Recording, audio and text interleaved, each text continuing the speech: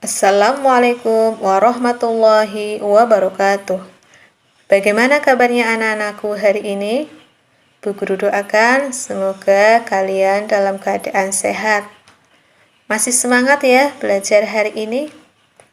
Tidak terasa anak-anakku, hari ini kita sudah belajar sampai di tema 1, subtema 3 pembelajaran pertama. Kita awali belajar hari ini dengan membaca basmalah.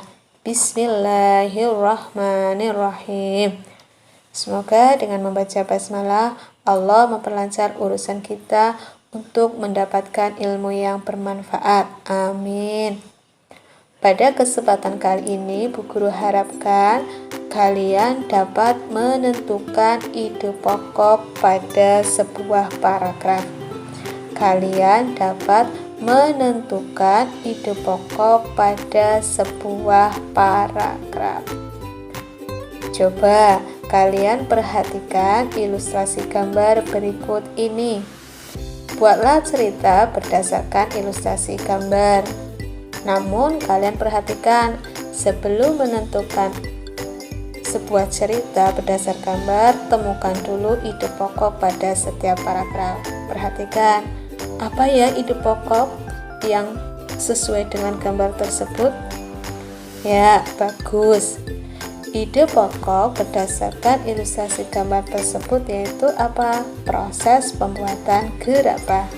Ayo kita susun cerita tersebut berdasarkan gambar dan ide pokok yang sudah kalian temukan. Proses pembuatan gerabah. Proses pertama yang harus kita lakukan saat akan membuat gerabah adalah memilih tanah liat yang benar-benar bagus. Tanah liat yang sudah dipilih kemudian disiram air dan didiamkan selama 1 hari 1 malam agar tanah tersebut benar-benar lunak untuk mempermudah proses pengolahan. Tanah yang sudah diolah tersebut kita bentuk bulat seperti bola, kemudian dimasukkan ke dalam mesin penggilingan tanah. Setelah tanah berputar di atas mesin, bentuklah tanah menjadi bentuk yang kita inginkan. Hasil gerabah lalu disimpan di tempat teduh agar kering dan tidak pecah.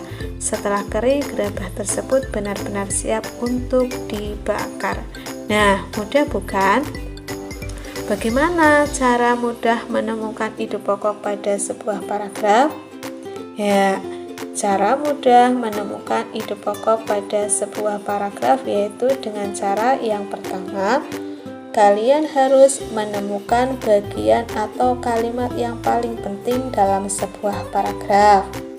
Yang kedua, kalimat paling penting dalam suatu paragraf itu disebut dengan kalimat utama. Yang ketiga, kalimat utama biasanya berada di awal atau di akhir paragraf.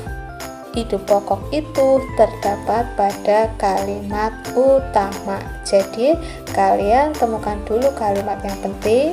Setelah itu, temukan ide pokok pada kalimat yang penting tersebut atau kalimat utama. Semoga bermanfaat. Selamat berlatih untuk menemukan ide pokok. Assalamualaikum warahmatullahi wabarakatuh.